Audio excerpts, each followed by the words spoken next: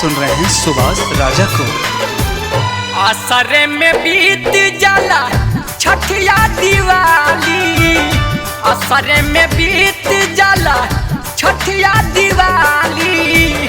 पैसा बिना मन बाटे लाचार हो, हमनी गरीब के नसीब में कहवा, हमनी गरीब के नसीब में कहवा बाटे कौन तीजी त्योहार हो भैया, बाटे कौन तीजी त्योहार हो।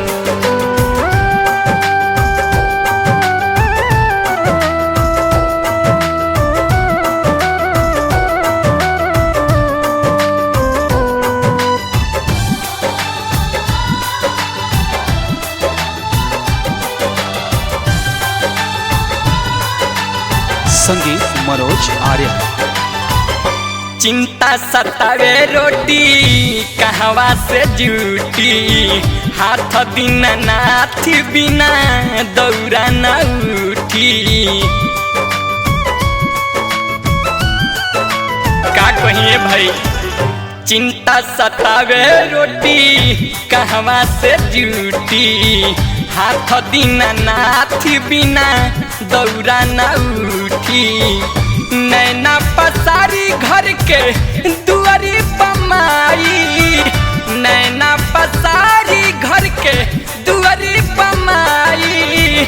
रह जाई है करत इंतजार हो, हमनी गरीब के नसीब में कहवा, हमनी गरीब के नसीब में कहवा बाटे कौन तीजी त्योहार हो भैया, बाटे कौन तीजी त्योहार हो।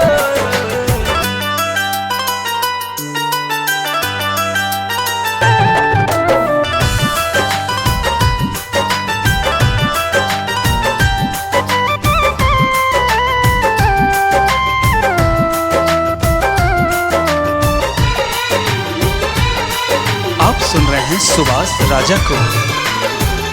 कुह के लमनवा तनवा डूबे अफसोस में, घाट जाइला जन बाजन बाजेला पड़ोस में।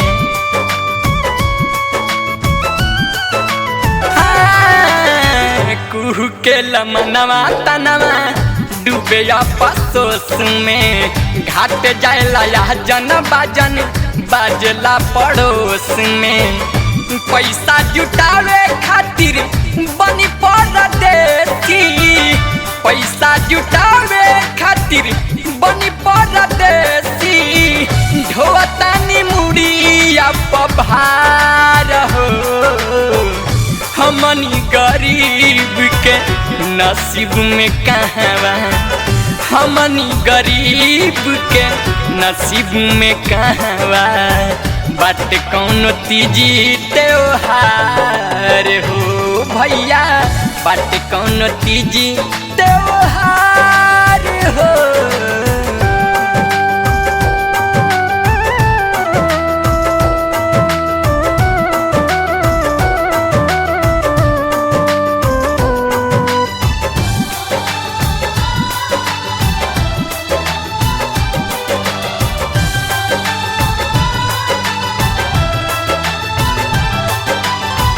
राजा जी सुबासिया सुखवा के देखते, आधा उम्र बीत गईल कूड़ा कचरा फेंकते।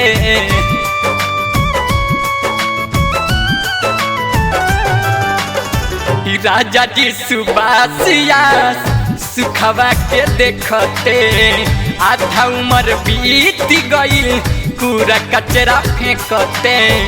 बोझिना सहाला रविंदर अखिया लोराला, बोझिना सहाला ललन अखिया लोराला।